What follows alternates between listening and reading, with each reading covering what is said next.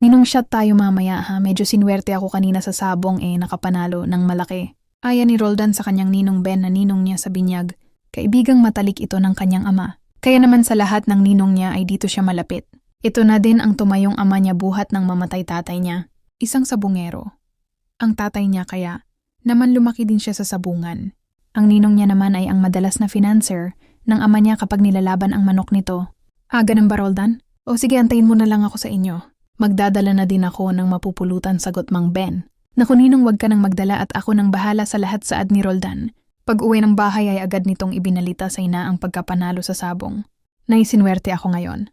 Ito po at binilhan ko kayo ng paborito ninyong pizza. May sakit ang nanay niya na si Aling Adele at si Roldan na lang ang nag-aalaga dito. 68 years old na ito. At dahil sa iniindang sakit ay hindi na makapaghanap buhay. Anak, kailan mo ba titigilan niyang pagsasabong? Alam mo namang yan lagi namin pinag-aawayan ng tatay mo nung buhay pa siya. Baka pag nagkaasawa ka ay yan din ang pag-awayan niyo. Hay naku, nay, wag niyo na ako isipin. Libangan ko na ito. Tska, wag kayong mag-alala. Kung sakali man na makapag-asawa na ako ay ititigil ko na po ang pagsasabong. Pangako ni Roldan sa ina. Nga pala, nay, pupunta si Ninong mamaya at mag-shot kami ng kaunti. Paalam niya sa ina. O sige anak, basta wag papakalasing ha. Opo nay, alam niyo naman mahina lang ako uminom. Alas 7 ng gabi nang dumating di Mang Ben. O Maring Adele, para sa iyo, alam kong paborito mo yan. Iniabot nito ang supot na may lamang hinog na mangga. Salamat paring Ben, pasensya ka na ha. At kailangan ko na ding magpahinga. Ikaw na bahala sa anak mo. Alam mo naman kung ano ang kapasidad niyan pagdating sa alak. Naku, walang problema Mare, at mahina lang din naman ako uminom.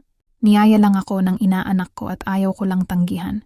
Nagana si Aling Adele at ang magninong ay nag-umpisa na.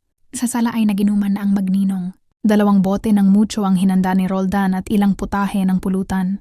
Siya nga pala Roldan, wala ka pang kasintahan. Naku ninong, gastos lang yan, tsaka hindi naman ako nagmamadali. Aba 25 ka na, dapat lang na maghanap ka na nang nakakasama sa buhay. Pero manok ata ang laging himas mo Masarap himasin ang manok ninong, lalo na pag nanalo. Hayaan mo ninong, pag ako nakakita ng ibang hihimasin, ikaw mismo ang makakaalam. Sa'yo ko una ipapakilala ni Roldan.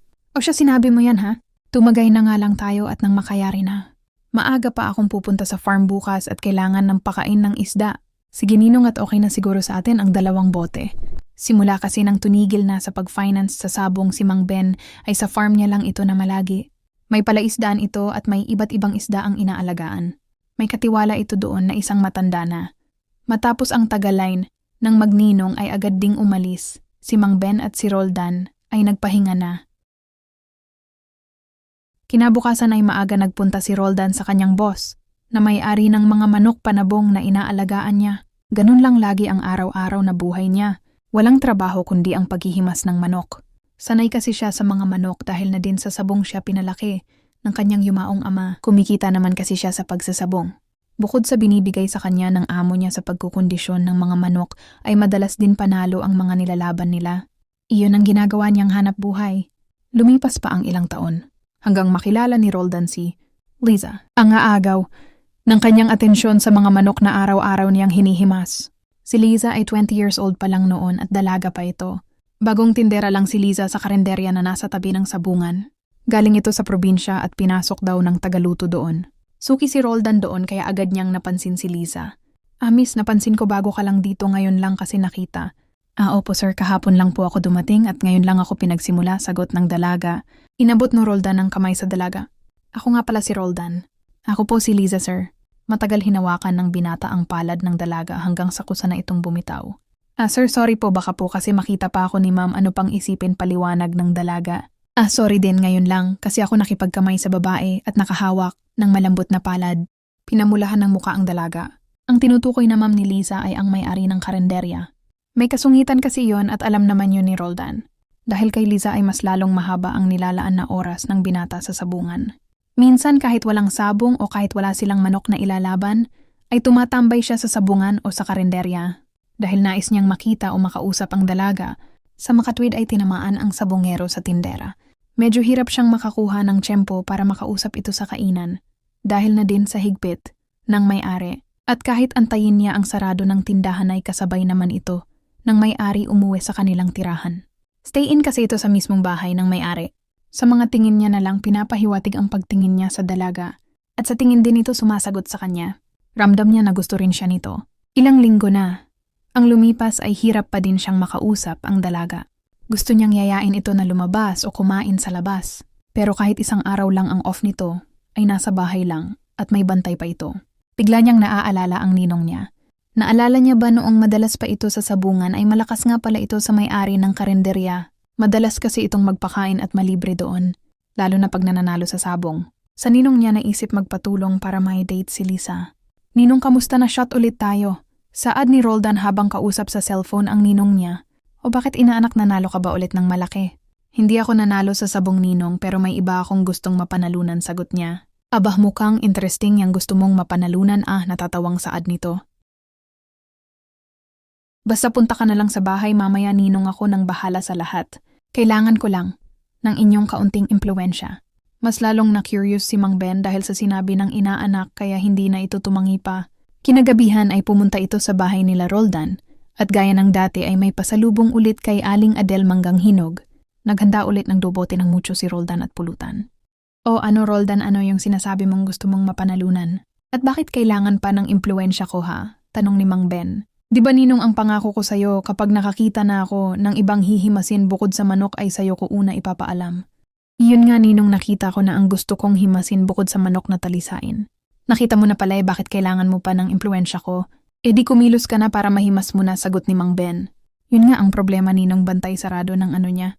Hindi ko malapitan at kailangan ko ng tulong mo. Diretsahin mo na kasi ano talaga ang magagawa ko. Kamot ulong saad ni Mang Ben.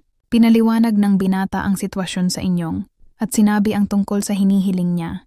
Gusto niyang sumama minsan ng ninong niya sa karenderya upang makita nang may-ari na close silang magninong, nang sa ganun ay maging mabait ito sa kanya at hindi na magsungit sakaling kausapin niya si Liza. Yun lang ba, inaanak? Abay, madali lang yan ako. Nang bahala sa may-ari ng karenderya. Gusto mo bukas na bukas din ay puntahan natin. Tuwang-tuwa naman si Roldan. Nagkasundo ang magninong na magkita sa karenderya at doon mananghalian. Naunang dumating si Mang Ben sa kainan dahil si Roldan ay nasa sabungan pa. Tinawagan niya ang inaanak at sinabing 10 minutes ay lalabas na siya. Umupo siya sa isang lamesa at nang makita siya ng may-ari ay agad siyang nakilala at nalapitan nito para kamustahin. O Mang Ben, kamusta na? Buti at napasyal kayo sa pwesto namin. Ang tagal niyo na ding hindi nagagawin ito oo nga, busy kasi palagi sa farm. Inaantay ko lang ang inaanak ko. Ganun ba, sinong inaanak yung tanong nito? Sir Roldan, nasa loob daw ng sabungan. Kilala mo ba yun? Oo, kilala ko, inaanak mo pala yun.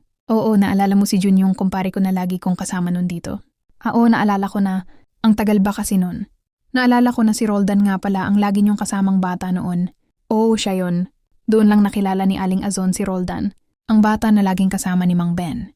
Umorder na ng pagkain si Mang Ben at habang hinahantay si Roldan, ay iginala niya ang mga mata sa mga serbedorang na andon. Halos lahat ay mga kilala niya sa mukha at matagal na doon. Maliban sa magandang babae na napansin niya. Si Liza na nasa kabilang lamesa at nagsiserve ng pagkain. Maganda ang mukha at palangiti. Maganda ang katawan at ang kutis ay maputi. Yun ang impresyon ni Mang Ben sa dalaga. Kaakit-akit at maganda. Bahagyang nakadama ng kakaiba ang matanda sa ganda ng dalaga. Kung ito ang tinutukoy ni Roldan na gusto niyang himasin. Abay, jackpot siya kapag napapayag niyang magpahimas sa kanya. Maya-maya ay tinawag ito ni Aling Azon. Yun pala ay para dalhin ang order niya. Mas napagmasdan ni Mang Ben si Liza nang lumapit ito para ihatid ang pagkain sa kanya. Ay ikaw ba si Liza? Tanong niya na pinagtaka ng dalaga. Oho, ako nga po, bakit po alam niyo ang pangalan ko? Inabot ni Mang Ben ang kamay dito at nagpakilala.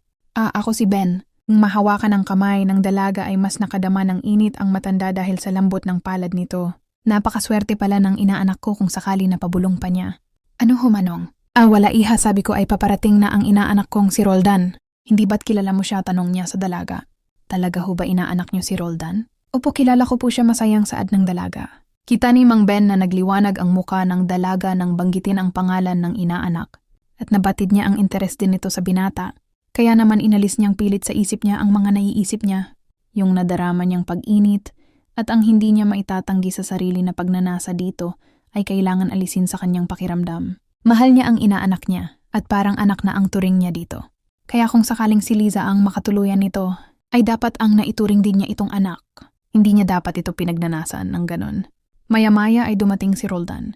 Nakaredy na ang pagkain nila at si Liza ay bumalik na sa pag-deserve ng ibang mga customer. Ano ninong, nakita mo na ba ang babaeng gusto kong himasin? Kung si Liza ang babaeng tinutukoy mo. Aba oo Roldan, nakausap ko siya. At ramdam ko na interesado din siya sa'yo. Dahil ang saya niya nang sabihin ko na inaanak kita.